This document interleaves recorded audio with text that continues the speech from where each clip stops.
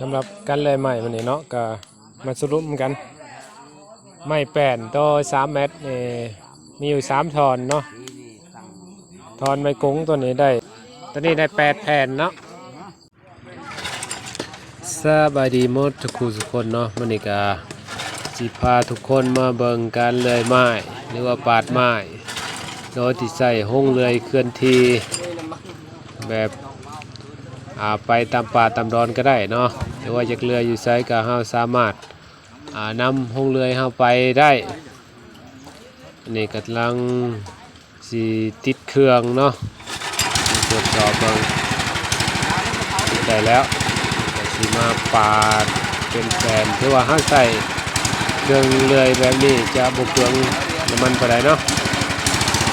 บ่เปลืองก็คือแม่นจักรตินอันนี้ใช้แต่น้ำมันแดงลิ้นดำก็บริใช้ไม้นาซาวเนาะยาว3 เมตร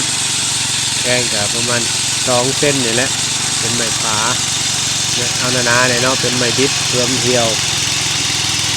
ความไวมันก็จะมาประมาณอยู่2 นาทีเนาะ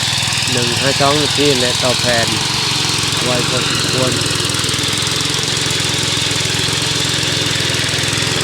ถ้าใครบ่เคยได้สัมผัสเนาะเอาอะไรมาสัมผัส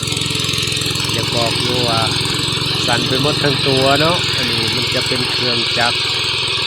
เพื่อปาดไม้พอได้จับแล้วมันจะสั่นความหนักมันก็หนักหลาย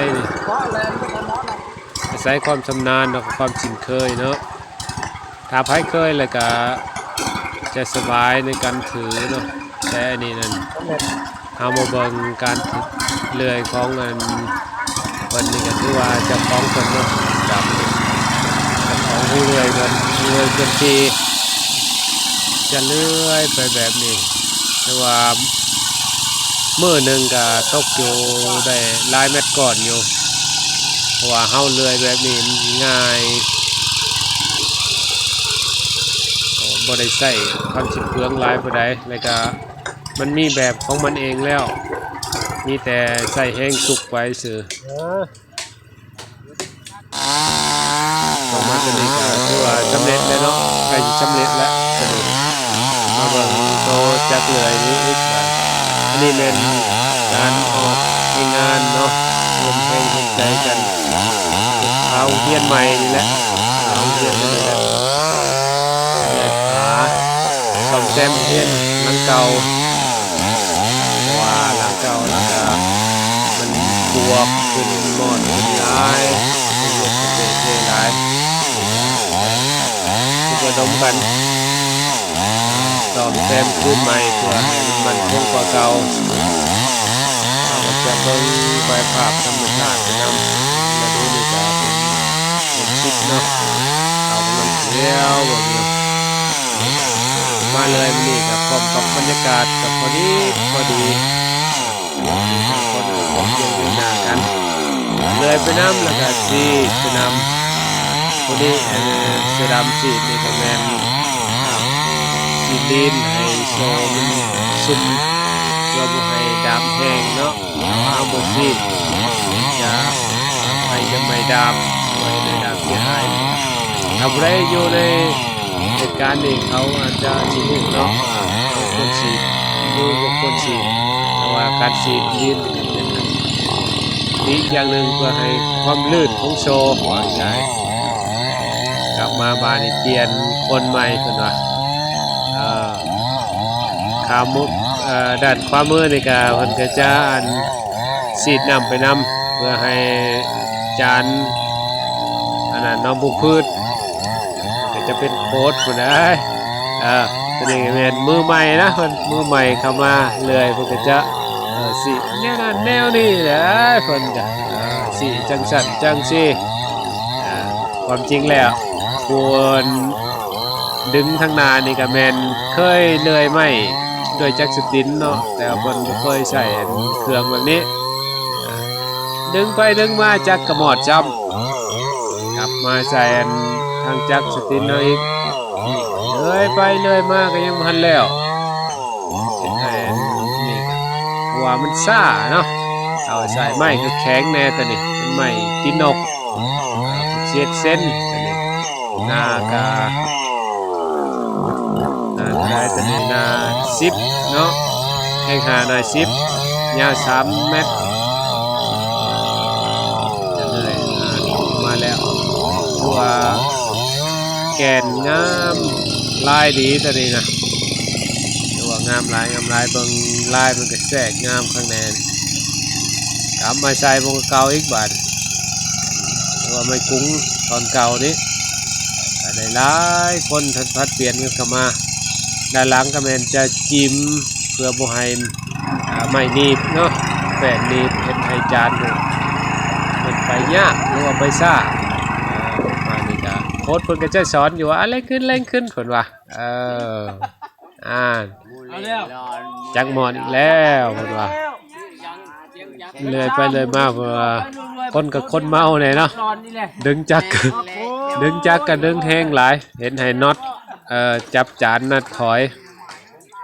สร้างเพิ่นก็สิมาหันน็อตใหม่เพื่อกันดำเนินงานให้สะดวกสำหรับผู้ขับเคลื่อนนี่ก็ไปให้พักผ่อนก่อนเพิ่นว่ายังประมาณได้อยู่เซ่ทั้งนั้นเซ่ทั้งนี้4 แผ่นเนาะ5 แผ่นเนาะได้อยู่ได้4เนาะได้4ประมาณได้4ได้ก็ได้ทั้งเปลือกมันนั่นแหละอันนี้ได้แล้วได้เลย7เนาะได้เลย7 แผ่น8 แผ่นนี้ได้อยู่10เนาะขอนี่มันได้อยู่10 แผ่นจักตัวนี้มันบ่เปลืองใหม่ปานใดถ้าจักสตินมันก็จะเปลืองแน่ประมาณอยู่10 แผ่นเนาะขอนอันนี้กำลังเสกน็อตไม้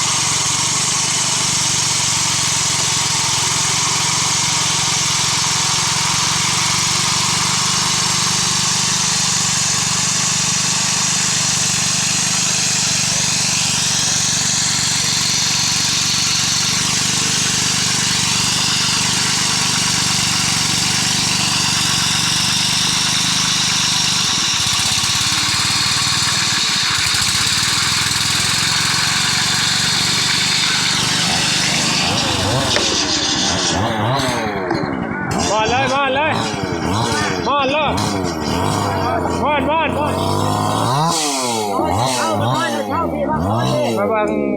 แพ้แล้วมาคอนเลยบังนะเนาะได้อยู่1 แผ่น2 3 4 5ได้6 แผ่นได้6 แผ่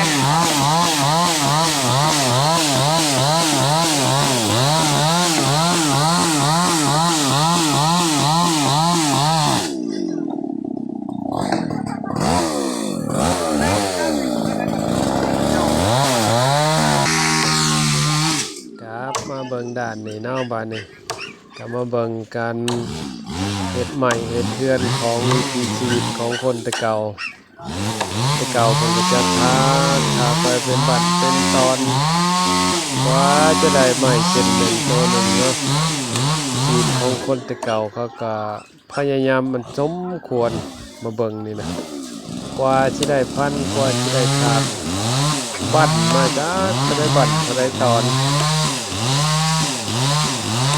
บอนเก่าเราฟันนน10 เทื่อก็ยังบ่ได้เนาะแต่เพิ่นก็ยังสามารถเฮ็ดเฮือนได้เป็นหลังคนที่เก่าเขาถือว่ามีความมนาอดทนเก่งหลายหากแล้วก็ยังบ่พอยังมาคอยปอกให้มันละเอียด มาเบิ่งตอนนี้แล้วป่ะกว่าจิแล้วเป็นใหม่แบบนี้ใส่ขวานนี่โอ้ใส่เวลาพอสมควรเนาะ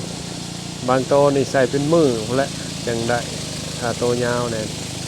ถ้าไม่ดิบแบบนี้ก็จะง่ายแน่สบายแน่เนาะมันถักออกง่ายเนาะ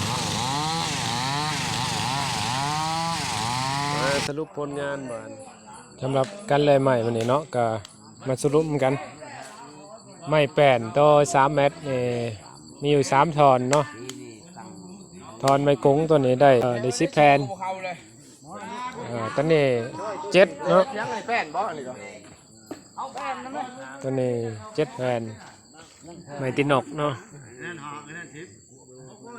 7 แผ่นตัวนี้ไม้หังเนาะแกนดีตัวนี้ใส่ตองใส่ตองนี่มาตัวนี้ได้8 แผ่นเนาะนี่ไม่สันได้16 แผ่นสรุปหน่อยเนาะโดยเส้นได้อยู่2 ทอนได้7 โตเนาะสำหรับมันนี่ก็มีสำนีเนาะมื้อหน้าก็เพิ่นสิมาประกอบมันนี่แม่นสำนีซะก่อนได้แล้วเนาะมันเนี่ยหรือว่ามดใหม่เนาะมดใหม่แล้ววันมาปิดงานรอถ้าติดตามเบิ่งคลิปต่อไปเนาะ